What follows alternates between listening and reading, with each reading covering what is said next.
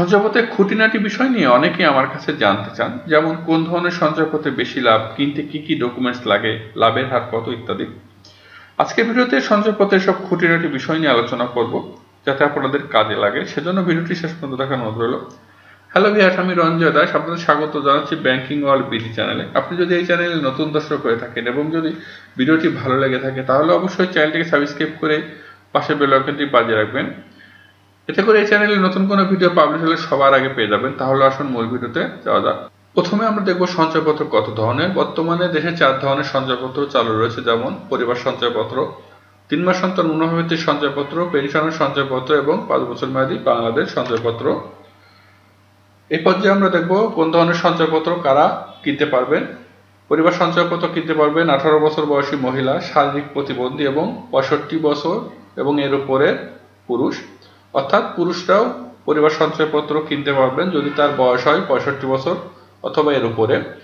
3 মাস অন্তর মুনাফাভিত্তিক সঞ্চয়পত্র কিনতে পারবে 18 বছর এবং এর উপরের বয়সী পুরুষ এবং মহিলা। 5 বছর মেয়াদী বাংলাদেশ সঞ্চয়পত্র কিনতে পারবে 18 বছর এবং এর উপরের বয়সী পুরুষ ও মহিলা। এছাড়া প্রতিষ্ঠানও কিনতে পারবে। পেনশনের সঞ্চয়পত্র কিনতে পারবে পেনশনভোগী বাংলাদেশী নাগরিক, অর্থাৎ যারা পেনশন সুবিধা ভোগ করছেন তারা পেনশনের টাকা দিয়েই পেনশন সঞ্চয়পত্র কিনতে পারবেন।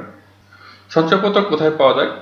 জাতীয় সঞ্চয় ব্যুরোর যে বিভিন্ন সঞ্চয় অফিস রয়েছে, সেই সঞ্চয় অফিসে আপনি সঞ্চয়পত্র কিনতে পারবেন। বাংলাদেশ ব্যাংক সহ সকল সরকারি এবং বেসরকারি ব্যাংকে আপনি কিনতে পারবেন। এছাড়া পোস্ট অফিসের সঞ্চয়পত্র কিনতে পারবেন। এ পর্যায়ে আমরা বিভিন্ন ধরনের সঞ্চয়পত্রের খুঁটিনাটি বিষয় নিয়ে দেখব। যেমন প্রথমে 3 মাস অন্তর মুনাফাভিত্তিক সঞ্চয়পত্র। 3 মাস অন্তর মুনাফাভিত্তিক সঞ্চয়পত্রে 3 মাস পর পর মুনাফা পাওয়া যায় এবং এর মেয়াদ হচ্ছে 3 বছর। তবে আপনি 3 বছরের পূর্বেও সঞ্চয়পত্র ভেঙে ফেলতে পারবেন। সেক্ষেত্রে আপনি যদি 1 বছরের পূর্বে ভেঙে ফেলেন তাহলে কিন্তু কোনো লাভ পাবেন না। নতুন নিয়মে সঞ্চয়পত্রের লাভের ক্ষেত্রে 4টি স্ল্যাবে ভাগ করা হয়েছে। সেক্ষেত্রে প্রথম স্ল্যাব হচ্ছে 5 লাখ টাকা পর্যন্ত, অর্থাৎ বিনিয়োগ যদি 5 লাখ টাকা পর্যন্ত হয় তাহলে মুনাফার হার হচ্ছে 11.04% এবং সেক্ষেত্রে 1 লাখ টাকায় 3 মাস পর পর মুনাফা পাওয়া যাবে 2622 টাকা। বিনিয়োগ যদি হয় 5 লক্ষ টাকার উপর হতে 15 লক্ষ টাকা পর্যন্ত মুনাফার হার হবে 11.04% এবং প্রতি লাখ টাকায় 3 মাস পর মুনাফা পাওয়া যাবে 2484 টাকা। এখন এখানে একটা বিষয় রয়েছে, 5 লক্ষ টাকা পর্যন্ত এবং 5 লক্ষ টাকার উপর থেকে 15 লক্ষ টাকা পর্যন্ত মুনাফার হার একই, কিন্তু 5 লক্ষ টাকা পর্যন্ত বিনিয়োগের ক্ষেত্রে 5% উৎসেকর কাটা এবং 5 লক্ষ টাকার উপর থেকে 15 লক্ষ টাকা পর্যন্ত 10% উৎসেকর কাটা। সেক্ষেত্রে লাভের হারে ভিন্নতা দেখা যায়। এখন বিনিয়োগ যদি হয় 15 লক্ষ টাকার উপর হতে 30 লাখ টাকা পর্যন্ত, তাহলে মুনাফার হার হচ্ছে 10% এবং প্রতি লাখ টাকায় 3 মাস পর মুনাফা পাওয়া যায় 2250 টাকা। বিনিয়োগ 30 লাখ টাকার উপরে হলে মুনাফার হার 9% এবং 1 লাখ টাকায় 3 মাস পর মুনাফা পাওয়া যায় হচ্ছে 2025 টাকা। 3 মাস অন্তর মুনাফাভিত্তিক সঞ্চয়পত্রে এক নামে সর্বোচ্চ 30 লাখ এবং যৌথ নামে 60 লাখ টাকা ক্রয় করা যায়। এবার আমরা দেখব 5 বছর মেয়াদী বাংলাদেশ সঞ্চয়পত্র। 5 বছর মেয়াদী বাংলাদেশ সঞ্চয়পত্রের মেয়াদ হচ্ছে 5 বছর, অর্থাৎ 5 বছর পরে মুনাফা সহ মূল টাকা ফেরত পাওয়া যায়। এখন বিনিয়োগ যদি হয় 5 লাখ টাকা পর্যন্ত, তাহলে মুনাফার হার 11.21% এবং প্রতি লাখ টাকায় 5 বছর পর মুনাফা পাওয়া যায় 53,580 টাকা।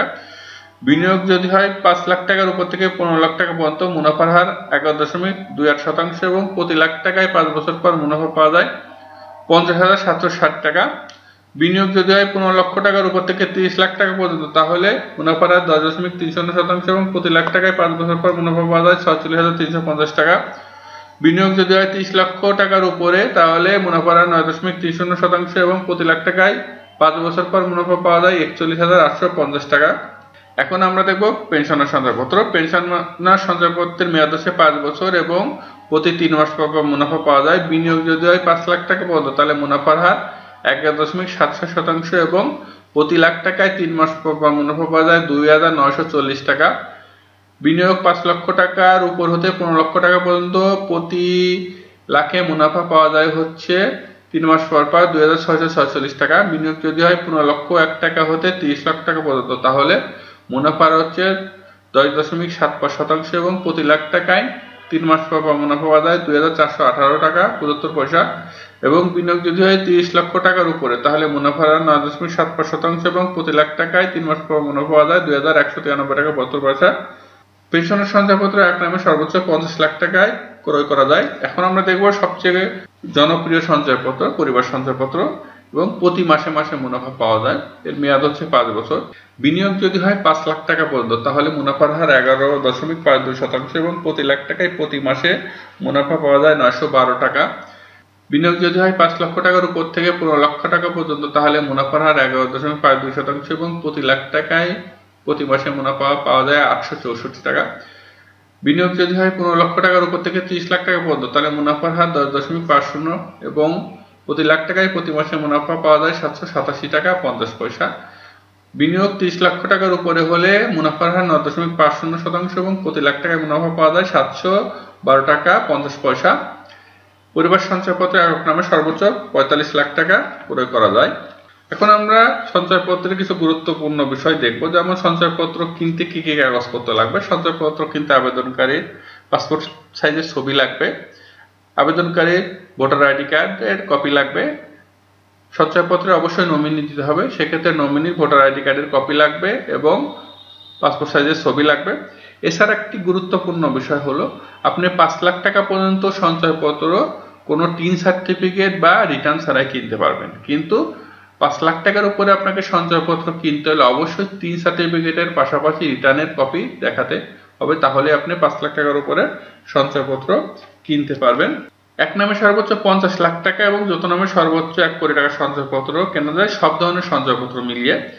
নতুন নিয়মের সঞ্চয়পত্র কিন্তু অবশ্যই আপনাকে ব্যাংক অ্যাকাউন্ট লাগবে, কারণ আপনার ব্যাংক অ্যাকাউন্টে সঞ্চয়পত্রে মুনাফার টাকা জমা হবে এবং মূল টাকা মেয়াদ শেষে জমা হবে। সঞ্চয়পত্র কিনতে কিন্তু কোনো প্রসেসিং ফি লাগে না, এছাড়া কোনো এক্সাইজ ডিউটি দিতে হয় না। 18 বছরের নিচে কেউ সঞ্চয়পত্র কিনতে পারবে না। আপনি সঞ্চয়পত্রে অবশ্যই নমিনি দিতে হবে এবং সঞ্চয়পত্রে একের অধিকও নমিনি দেওয়া যায়, ম্যাক্সিমাম 3 জন নমিনি আপনি দিতে পারবেন। আমি আগেই বলেছি যে 5 লাখ টাকার উপর সঞ্চয়পত্র কিনতে 3 সার্টিফিকেটের সাথে আয়কর রিটার্নের কপি জমা বাধ্যতামূলক এবং সঞ্চয়পত্র কিনতে ন্যাশনাল আইডি কার্ড বাধ্যতামূলক। আশা করি বিষয়টি বুঝতে পেরেছেন। সঞ্চয়পত্র সম্পর্কে আরও যদি কোনো আপনাদের তথ্য জানার থাকে তাহলে অবশ্যই কমেন্ট বক্সে জানাবেন, আমি চেষ্টা করবো সেগুলো উত্তর দিতে। আর এরকম গুরুত্বপূর্ণ ভিডিও নিয়মিত আপডেট পেতে অবশ্যই আমার চ্যানেলটিকে সাবস্ক্রাইব করে পাশে বেল আইকনটি বাজিয়ে রাখবেন। আজ পর্যন্ত সামনে আবার নতুন কোনো ভিডিও দেখা হবে, সে মধ্যে ভালো থাকবেন, সুস্থ থাকবেন, আমার চ্যানেলের সাথে থাকবেন।